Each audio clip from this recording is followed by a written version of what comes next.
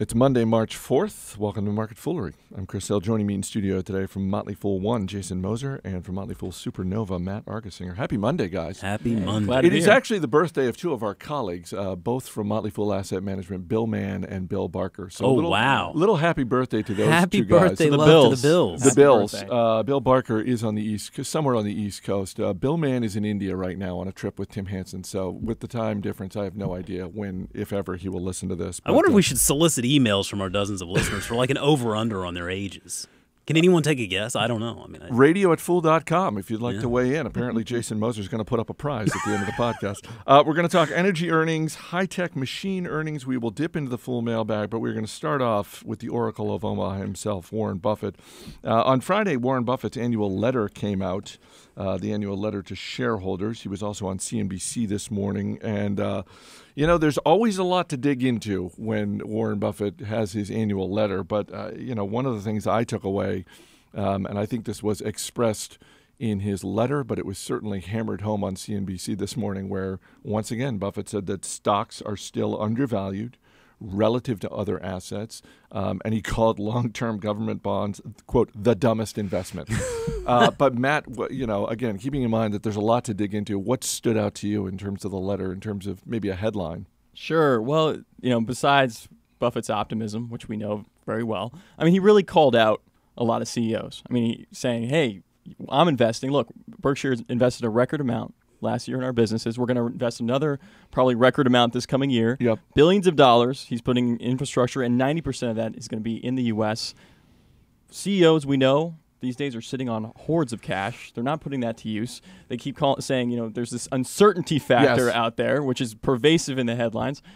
Buffett doesn't care. He's seeing opportunities. And why is it, and he really calls it out in the letter, which he really has never done in such a public way before, saying, guys, get off your butts, start putting some money to work here. There are definitely opportunities, and there are opportunities in the U.S. So that kind of stood out. Jason, what about you? Yeah, I definitely, that was one of the takeaways. We hear these record amounts of cash that are kept on balance sheets, and Berkshire Hathaway just keeps on reinvesting in the business. And not only that, but he really touts that fact. He's like, man, I just don't see what everybody else is seeing. And I think he recognizes the fact that you have to reinvest in your business to keep it going forward.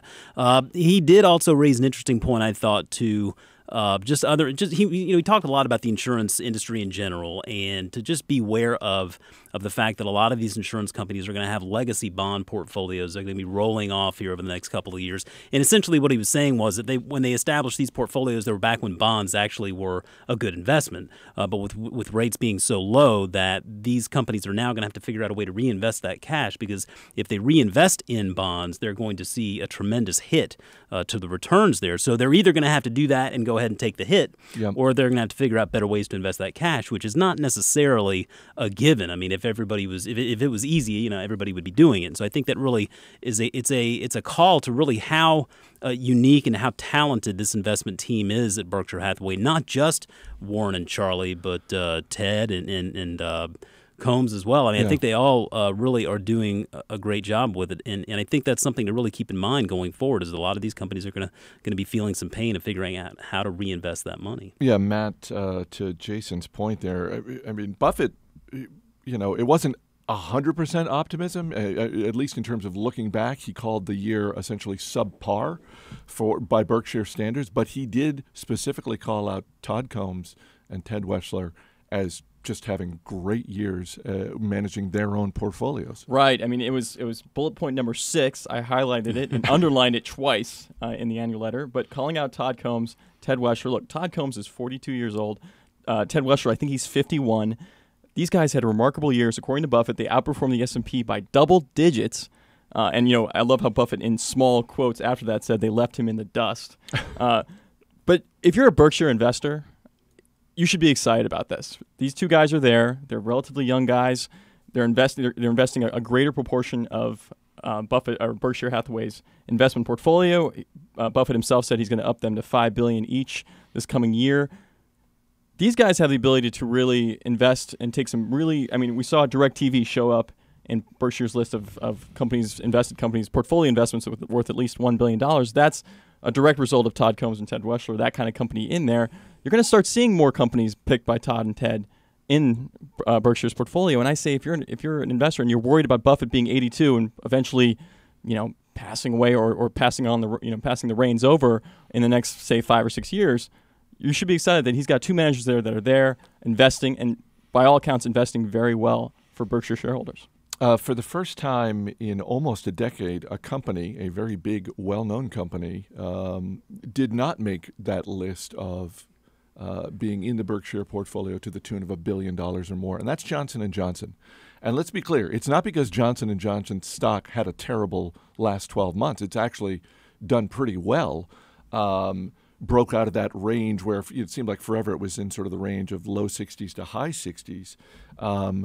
But that tells me that people at Berkshire Hathaway, whether it's Buffett or Todd Combs or Ted Weschler, someone is looking at Johnson & Johnson and saying, you know what, we're just going to start to pare down our holdings there. Is that a surprise to you guys, particularly given the year that Johnson & Johnson had and given the fact that, as we've talked about before in this room, it kind of feels like, at least for the last couple of quarters, they've got their stuff together. Yeah, I mean, we joke about it, but the last couple of quarters that Johnson & Johnson has reported, we've been pleasantly surprised by the fact that there was not some significant problem they had to solve for. Yeah, and I'm not sure it's necessarily I don't know that they're condemning Johnson & Johnson more than they're just acknowledging the fact that there may be better opportunities out there. And I think that's the thing, is it's a nice problem to have when you have such a talented squad like that. You really can expose and exploit all of your best opportunities. And I think that's generally speaking what we're seeing here. Two other things I want to get to real quick before we wrap up on the letter. One is that on the flip side of Johnson & Johnson, you have Buffett coming out and saying that he expects Berkshire to buy more of Coca-Cola, American Express, Wells Fargo, IBM. These are not exactly small, up-and-coming companies.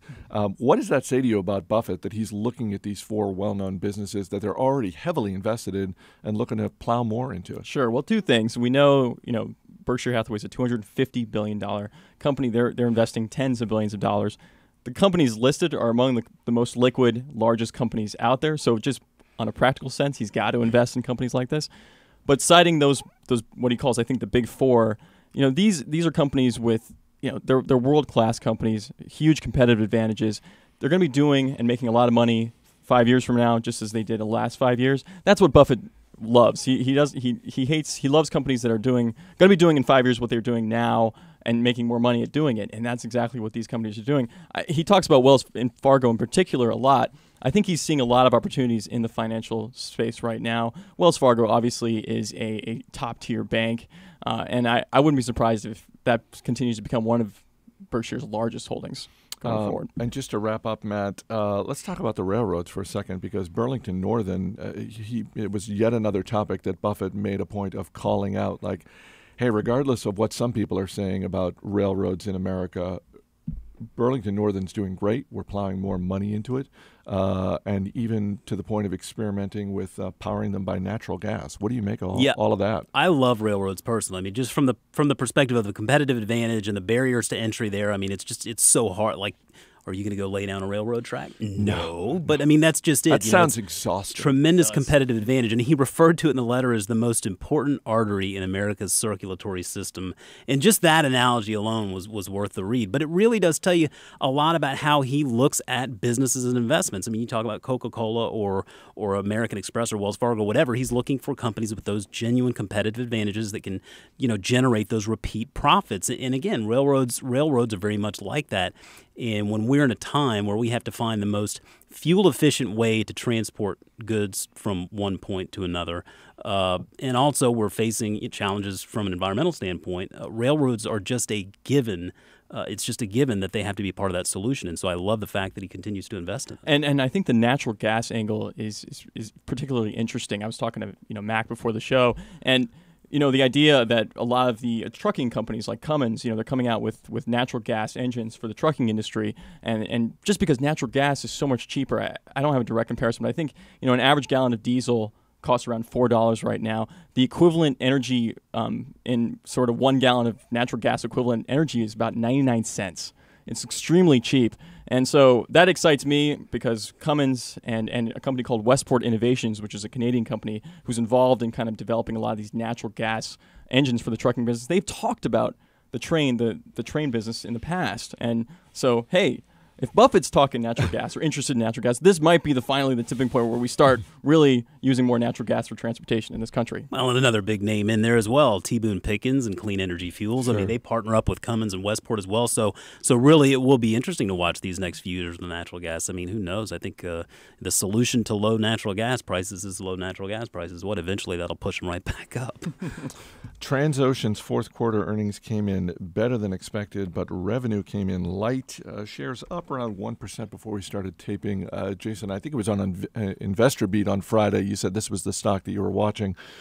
What'd you make of their quarter? Yeah, I think it was a good quarter. I think that really what they have done is I think that management genuinely is very excited to be able to try to get past the Macondo oil spill, which has really been it's been a tremendous weight on their shoulders here. And the recent settlement in January with the Department of Justice, I think it was about $1.4 billion to deal with civil and criminal fines there. It doesn't completely remove the specter of their legal issues, but it really takes a lot of it away. And so then they're seeing a lot of activity picking up in the Gulf of Mexico, which is very important. That's a big market for them. And they said that the number of industry rigs operating in the U.S. Gulf rose 17% to an average of 48 during the fourth quarter from 41 a year earlier. And Transocean is one of the biggest, contract drillers out there, so it's a big deal for them. I'm interested to see how they're going to deal with this Carl Icahn factor.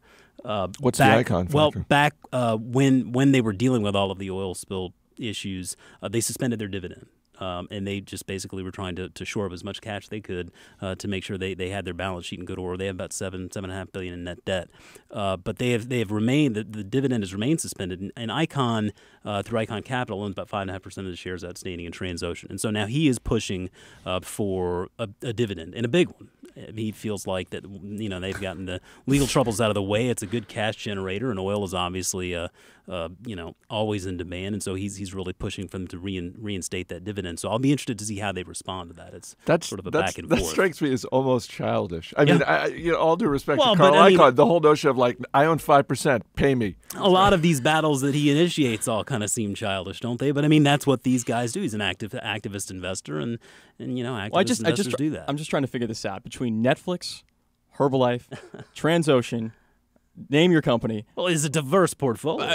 Diverse. I mean, it's scatterbrained in my opinion. But I guess Icahn, he sees value. He goes after value. He does. But to be honest, when I'm looking at a company, I never can understand whether Icahn's presence is actually good for shareholders or bad. It's always 50-50, not a given. Yeah. And it depends on what it depends on. I just love the Icahn factor. It's the Icahn factor. Does this stock have an Icahn factor? Oh.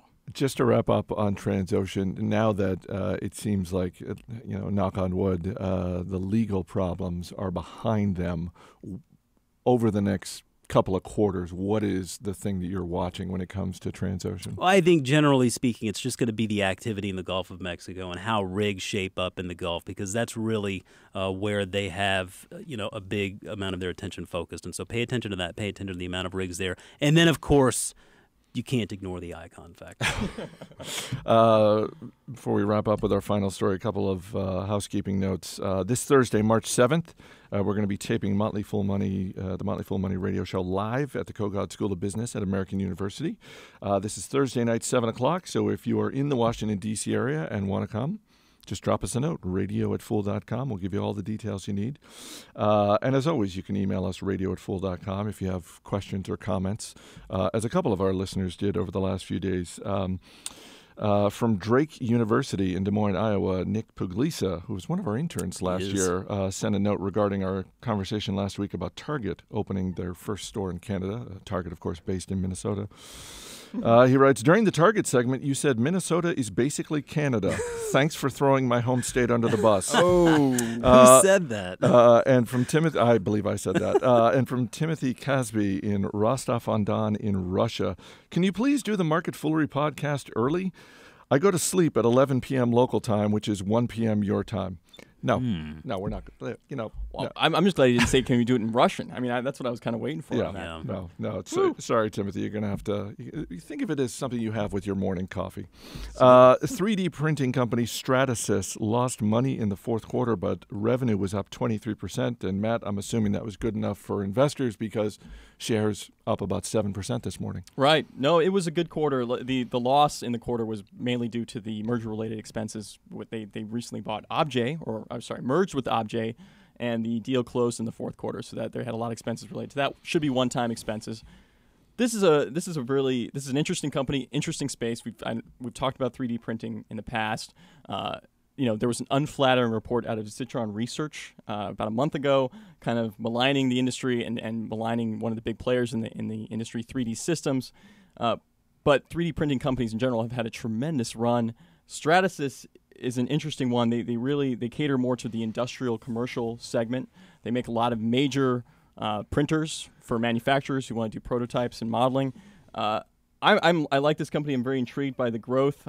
They're calling for revenue and earnings growth in 2013 that's going to exceed expectations. Really, the exciting thing here is that you've got millions of people around the world who do computer-aided design, drafting, whether they work for the manufacturing space or industrial or energy space. And the idea that you can take one of these systems and create a 3D rendering of your 2D design, whether it's just a prototype or an actual working model, is pretty interesting. And this industry, 3D printing, has been around for a while, but it's just to a point now where it's actually efficient enough to actually do it on a small scale, and that's exciting.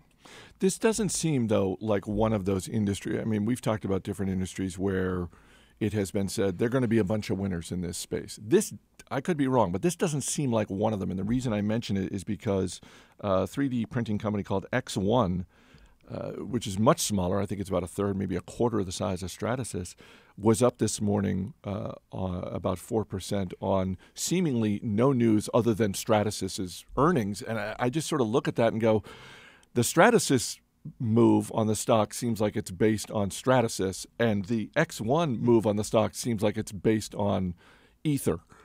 Like it just seems like it's based on wishful thinking, like, oh, well, that 3D printing company stock went up, so therefore I'm going to buy shares of this other one. Right. Well, there's a lot of opinions on the 3D printing space, and one of the more popular ones says that this industry is going to be worth about $5 billion in 2017. And really, X1's recent IPO, you really have right now two major players in the space. Now that Stratasys is merged with Objet, they're actually going to probably be the biggest in terms of revenue going forward. Then you've got 3D Systems. So those are the two sort of biggest players. Then you've got X1, and you've got also a company called Proto Labs. I think there are going to be a lot of winners in this space. It's big enough. The additive manufacturing space in general is big enough to support a lot of players.